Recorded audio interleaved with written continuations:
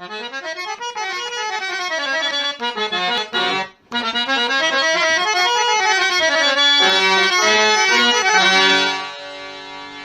मंडळी, मी श्याम भास्कर आणि तुम्ही बघताच आमचा यूट्यूब चॅनल कोकण कनेक्ट. तर मंडळी, आम्ही सगळे तुमच्या मनोरंजनासाठी सज्ज असतो. तुम्ही फक्त एकच काम करायचं, आमचा या चॅनल सबस्क्राईब करायचा. म्हणजे काय, आम्ही नवीन व्हिडिओ टाकलो की तो पटकन तुमका मिळतो. नमस्कार मंडळी, मी श्याम भास्कर आणि तुम्ही बघता तुमचा आवडता चॅनल कोकण कनेक्शन. तर मंडळी, जशी आपली कोकण रेल्वे होता शेवटी ती दंडवती मास्तरांनी केल्याने सुरू, तसा या विमानतळाचा पण झाला. 1997 पासून जो विमानतळ होता असा म्हणता शेवटी आता गणपतीच्या आधी त्याचा उद्घाटन झाला. मंडळी, खरं म्हणायला गेला यार, ह्या विमानतळासाठी सगळ्या पक्षाच्या लोकांनी प्रयत्न केल्याने, सगळ्यात अगदी त्याचा पहिलो प्रयत्न जो केल्याने, मोठा प्रयत्न केल्याने, तो खासदार मेजर सुधीर सावंत यांनी, नंतर खासदार सुरेश प्रभूंनी त्याला टेकू दिले, आणि मग उरला सुरला काम नारायण राणेंनी केल्याने. खायच्या पक्षाचं याच्यात काय मोठं वाटो असा आणि कमी वाटो असा असे भांडणं आता करूची नाही, कारण विमानतळ सुरू झालेलं असा. तर ह्यो विमानतळ असा कुडाळपासून जवळजवळ 19-20 किलोमीटरवर, मालवणपासून 10-12 किलोमीटरवर. आता मी राहतोय काय नांदगावासून तकडे जाऊचा म्हणजे 72 किलोमीटरचा प्रवास हो. तो कसो करणार? रिक्षान जाऊचा तरी 700-800 रुपये, गाडीन जाऊचा तरी 1500-2000. पण जर आपली विमानसेवा व्यवस्थित चालली, त्या काय गिरायक्या मिळाली तर ती कायम चालू राहतली, नाही तर मध्येच बंद करून टाकतील ना मेले. पण कशी सोय चांगली झालेली आहे मित्रांनो. तर आमच्या नांदगावापासून याचे अंतर होता 72 किलोमीटर. म्हटलं कसा करूया? तर सगळ्यात पहिले आम्ही रिक्षा करून गेला कणकवलेत. आमच्या एका मित्रांना आमका दिल्यान गाडी पेट्रोलच्या पैशावर. एक ड्रायव्हर होतो, ते का 700-800 रुपये द्यावा म्हणाला. आणि मग आम्ही बसून गेला कुठपर्यंत? कुडाळपर्यंत गेल्यानंतर त्या कुडाळच्या MIDCमध्ये थंय आम्ही घुसलो. तो आमचा जो मित्र ड्रायव्हर होतो तो म्हणालो की हैसून तुमका रस्तो चांगलो गावतलो, लवकर जाऊक मिळाला. मुळात आधी रस्तो वाटेत खराब असता म्हणून आम्ही एवढे घाबरलो की आम्ही वेळेवर पोहोचताव की नाही असा वाटायला लागला. तसे आम्ही जवळजवळ 2-2.5 तास लवकर निघालेलो. म्हटलं विमान जर 1:15-1:20 असाल तर आपल्याबरोबर गावात आहे म्हणून. तर थोडंसं रस्तो खराब होतं, पण आमच्या त्या मित्र ड्रायव्हरने एवढी हुशारी केल्या आणि एवढं मस्त गाडी काढल्या. खराब रस्तो असतो की थांबवायचे आणि चांगलं रस्त्यावर धावडावायचे. तर ते मग आम्ही कुडाळासून MIDC घुसलाव. थंयसून ते पाटपरोळे सुंदर गाव मिळालं आमका, एक सुंदर निसर्गरम्य. थंयसून पुढे येयलाव. थंयसून बाबा त्या नाकावर आमका बोर्ड दिसला एक की बाबा चिपी परोळे 7-8 किलोमीटर. म्हटलं आता लवकर येला.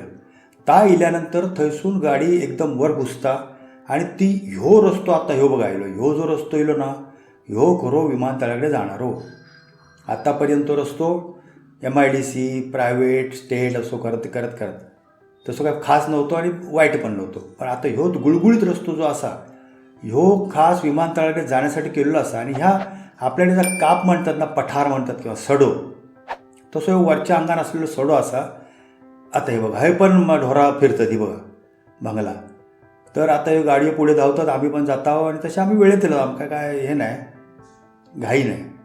हे आता बोर्ड आत्ता हे सगळं बघा, कंपाऊंड आणि ते चेक नाका वगैरे दिसायला होतं. तिकडे विमानतळाची टाकी पण दिसता, सप्लाय दिसता. गाडी अशोच उभी असं, म्हणजे काय रांगेत नाहीत.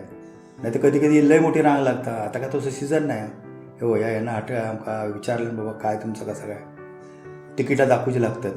त्यांना आता चेक केल्यानं आता सोडल्या. म्हणजे डावीकडे बघा तो विमानतळाचा बोर्ड असा की बाबा ह्या बाजूक विमानतळ, ह्या बाजूक पार्किंग, ह्या बाजूक बस सेवा अशी आहे. डावीकडे जावं उजवीकडे जावं ते पण सगळे बोर्ड असत. आणि आता विमानतळाच्या बारीक बिल्डिंग दिसायला लागली हो बघा उजवीकडे. समोर मग वाटतं ह्योच विमानतळ असा. कारण काय हे डोमेस्टिक बारीक विमानतळ असतात ना, हे काय फार अवाढव्य हे नसतं. म्हणजे T1 वगैरे आपले जे मुंबईचे असतात ना, ते बापरे ते अवाढव्य असतात. इंटरनॅशनल ते ॲक्च्युली इंटरनॅशनल एअरपोर्ट आपल्याला मिळणार होतो, पण झाला काय, तो गोव्यान पळवल्यामुळं आपल्या वाट्यावर येईल. म्हणजे आपण रडत रावला म्हणून आपल्याला ह्यो तरी दिल्याने, नाही ह्यो पण मिळाला नसतो. ह्यो ते आता विमानतळाचे सगळं हे इलेले असत. आणि ही बघा डावीकडे आता ह्यो विमानतळ इलेलो असा आणि आम्ही थांबता आहोत. शाबास. तर ही आता ही आलेली आहे इमारत. हे बघा गेट त्याचं, सिंधुदुर्ग एअरपोर्ट आलं, दिसलं मस्त. पॅसेंजर उतरत आहेत. हे मेन गेट आहे, छोटंसं असतं तसं का. ही मस्तपैकी एस टीची सुंदर बस उभी आहे ती बघा तिकडे. पॅसेंजर आता येतील, त्यांना घेऊन जाणार आणि काही पॅसेंजरना ते घेऊन आले आहेत. ही आमची गाडी, हे आमच्या मॅडम इथे उभ्या आहेत, ह्या बघा. शाबास. छोटेसे असतात ते एअरपोर्ट. हे आम्ही आमचा फोटो मारला त्याने. असाच प्रवास आम्ही शिर्डीवरून येताना केला होता. असाच छोटासा तो एअरपोर्ट होता. इथे रिझर्वेशन काउंटर आहे एअर इंडियाचं. उरली सुरली तिकीटं तुम्हाला इकडे मिळतील असं आहे. आता कसं आहे की इथून आत जायचं आहे. सामानासाठी एक ट्रॉली इकडे ठेवलेल्या आहेत, त्याच्यातली एक ट्रॉली आता घ्यायची. त्याच्यावर मस्त हे सोय बरी असते. म्हणजे माझी इच्छा आहे पुढे मागे आपली एस टी स्टँड अशी व्हायला पाहिजेत. ते आजूबाजूचा परिसर थोडासा इकडे तिकडे आहे आणि एका बाजूला ते बाहेर यायचा मार्ग असतो. हे बघा सिंधुदुर्ग विमानतळ. आजूबाजूला प्रचंड प्रशस्त जागा आहे. हे बघा डिपार्चर. मॅडम उभ्या आहेत चेकिंगसाठी. तिकीट दाखवून आत जायचं आणि इथे हे स्कॅनिंग, म्हणजे तुमचं जे सामान असतं ते इथे चेक करायचं. त्याच्यात काय असात नसात ना चेक करतले ते आणि मग भूतू सोडतले. ह्या बघा, ह्या आमचं तिकीट बाबा. ह्या सगळ्या चेक करून आता त्या काउंटर आमका तिकीट दिलेलं असं. तर ह्या तिकीट असा. ह्या ॲक्च्युली नंतर फोटो मारला आहे मी,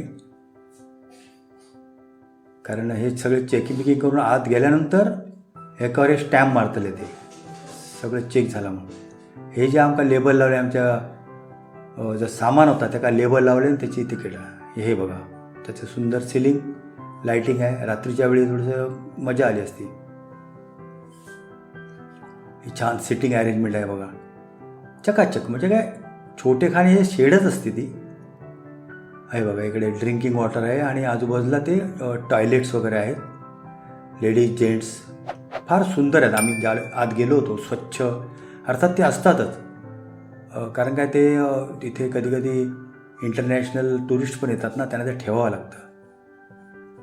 हे बाहेरचा जो धावपट्टी आहे ते आहे. हे टॉयलेट्स आहेत. बेबी केअर रूम पण आहे. म्हणजे हे आम्ही बघा टेन्शनमध्ये, विमान येता की नाही असं तर टेन्शन. मॅडम आमच्या विमानतळ स्वच्छ चांगले असतात. विमानाचा प्रवास बरा, पण तो घरापासून लवकर जर मिळेल तर छान आहे. ॲक्च्युली हा जो विमानतळ आहे ना, हा मालवण, कुडाळ, वेंगुर्ले यांच्या विमान आलेलं आहे आमचं.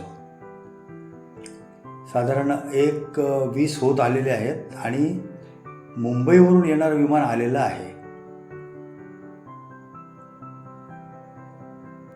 छोटंसं विमान असतं हे. मला वाटतं 70-72 कॅपॅसिटी असेल त्याची. हे बघा, हे एअर इंडियाचं एक आणखी एक मानचिन्ह आहे, धनुर्धारी. आता हे सगळे आलेले लोक उतरले की तरी साफसफाई वगैरे करायला हे सगळे कामगार निघालेले आहेत. त्याच्यातून पहिलं ते येणाऱ्या लोकांचं सामान उतरवलं जाईल, त्यांना सोडलं जाईल. या ट्रॉली त्याच्यासाठी गेलेले आहेत. ही नेहमीची पद्धत आहे. हे छोटी छोटी विमान आहेत, यांचा काय व्याप नसतो.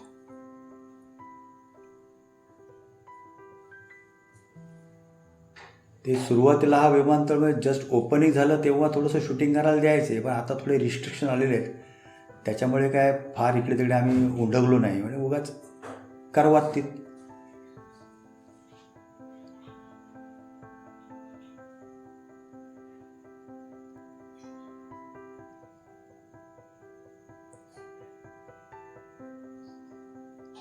तर इथपर्यंत येण्यासाठी कुडाळ एस टी स्टँडवरून फार सुंदर एस टी सोडली जाते.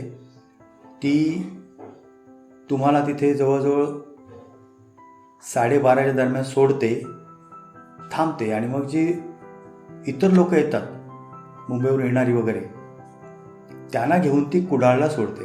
ह्या एक मॅडम होते तिथे, स्टाफ मॅडम. त्यांना म्हटलं आम्हाला एक सेल्फी द्या का, त्यांनी आवडीने दिली. तर ती एस टी तुम्हाला तिथे सोडते. त्याच्यामुळे तसा ट्रान्सपोर्टचा काय खर्च बिर्च काय करायची गरज नाही. आणि ट्रेनने कुडाळला उतरायचं. तर कुडाळहून आता रिक्षावर किती घेते ते काय माहिती नाही. आता ही आमच्या लोकांची धावपळ सुरू झालेली असा, पण तशी काय सीट आपली रिझर्व असता, त्याच्यामुळे ते धावपळ करूची काय गरज नाही. म्हणजे आपली सीट आपल्या गावतलीच ना असं. आणि ना आता बघशात तुम्ही, आमच्याबरोबर ना 2 म्हातारे होते पेशंटसारखे, म्हणजे व्हील चेअरवरून त्यांना आणले. आणि तर ती एक त्यातली सोय बरी झालेली आहे. म्हणजे कोण म्हातारा कुतारा असला, पेशंट असतात, तर बाबा तासा 1.5 तासात 2 तासाचं पटकन न्यायचं असतात, तर ही सोय बरी झालेली आहे. म्हणजे अर्ध्या पाऊण तासात आणला थंय विमानात कसा बसा बसवला की 1.5 तासात मुंबई. सगळे रांगेत येवा व्यवस्थित येवा सांगतात.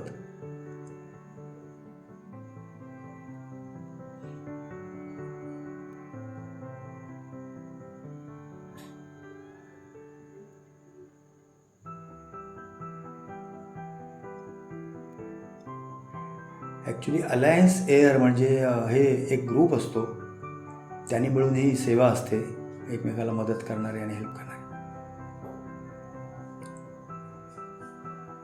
त्यातल्या पॅसेंजर बरे असतात, विमानाने येणारे वगैरे नीटनेटके, सामान बिमान घेऊन व्यवस्थित येणारे, धावपळ धक्काबुक्की काय होत नाही. आणि हे छोटासा विमान असतात, त्याच्यामुळे काय चढण्यात बिडण्यात काय फार वेळ गेलो नाही, सीट बीट बसलो. तसं विमान काय एकदम नवीन नाही आहे या, पण बरा. शेवटी विमानताना म्हणजे बरा असताला. सगळे पॅसेंजर येऊन बसलेले असत, सामान बनावून झालेला. मग वाटता विमान फुल नाही, म्हणजे भोतूर ह्या बघितलास तुम्ही तर काही सीट मागा रिकामी दिसतात. शेवटी मी चार्ट बघू नाही. विमानाचा कसा असता, डायनॅमिक फेअर असता, म्हणजे जसा जसा विमान फुल होऊ लागता तसा तसा त्याचा तिकीट वाढता. म्हणजे 2500-2700 पासून सुरू झालेला विमानाचं तिकीट जवळजवळ 12,000पर्यंत जातं. आणि आपल्या माणसांना ती सवय नसल्यामुळे तुला 12,000 तिकीट झाला, 12,000 म्हणजे बोंबाबोंब पेपर असून ह्याच्यातून त्यातून बोंबाब करतात, म्हणजे भुजवून टाकतात. तर तसा नसतं. विकास तथा अन्य सुरक्षा उपकरणों के बारे में जानकारी ली। आपल्या सूचना देता. इसमें विकास खिड़कियां सामने और 2 द्वार पीछे की ओर है। दो निकास खिड़कियां सामने और 2 द्वार पीछे की ओर है। आपातकालीन स्थिति में निकास को रुकावट से बचने के लिए अपना सारा कैबिन सामान सीटों मका करवा दिली. विमान सुरू झालेला, शाबास. या बघा, या आता चिप्पी, ही ॲक्च्युली चिप्पी नाव आहे याचा. सिंधुदुर्ग जिल्ह्यामुळे आणि सिंधुदुर्ग किल्ल्यामुळे त्याचं नाव सिंधुदुर्ग विमानतळ ठेवलेलं असं. आणि ही बघा त्याचं मस्त नजारा. आता ह्या बाजू काम काय, हे सगळं चिप्पी बिप्पी सगळं ते तो कुडाळ बिडा तो दिसता ना. पण तुम्ही जर डाव्या बाजून त्या बाजू बसलो असतो आम्ही, तर सिंधुदुर्ग किल्लो दिसता. हा हा हा, हे बघा नजर, तो बघा समुद्र दिसलो.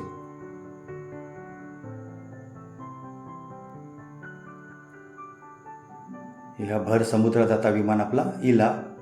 आणि कुडाळ बिडाळ चिपी मालवण सगळा लांब रावला. आता मालवण आम्ही सोडूक लागलो, वर ढगात इलो. आणि म्हणता म्हणता तो प्रवास संपलेलो असा. आणि आम्ही उतरता आता मुंबई विमानतळावर. म्हणजे छोट्याशा कोकणातून डायरेक्ट मोठ्या मुंबईत, मोठ्या विमानतळावर. आणि ते उतरल्यानंतर आता आम्ही सामानासाठी बेल्टवर येलेले असा. सामान फिरताना आता हयसो झगमगाट बघा किती असा. म्हणजे तसले ना 60-70 विमानतळ ह्याच्यात मावतीत. हो खरं विमानतळ इंटरनॅशनल आहे की नाही. मजा, पण विमानाची मजा एक आवडत, म्हणजे त्रास नाही काय नाही. आता हे फायदो कोण घेतलो, व्यापारी मित्रमंडळ, धंदेवाले, नोकरीवाले आणि फिरणारे त्याचा फायदा घेतलो. पण आपल्या लोकांनी पण याचा फायदा घेऊन 4 पैसे मिळवले नाही तर त्याचा आपल्याला फायदा होईल. ठीक आहे. तर मंडळी भेटूया पुन्हा असा एक नवीन व्हिडिओ घेऊन. तोपर्यंत नमस्कार आणि धन्यवाद.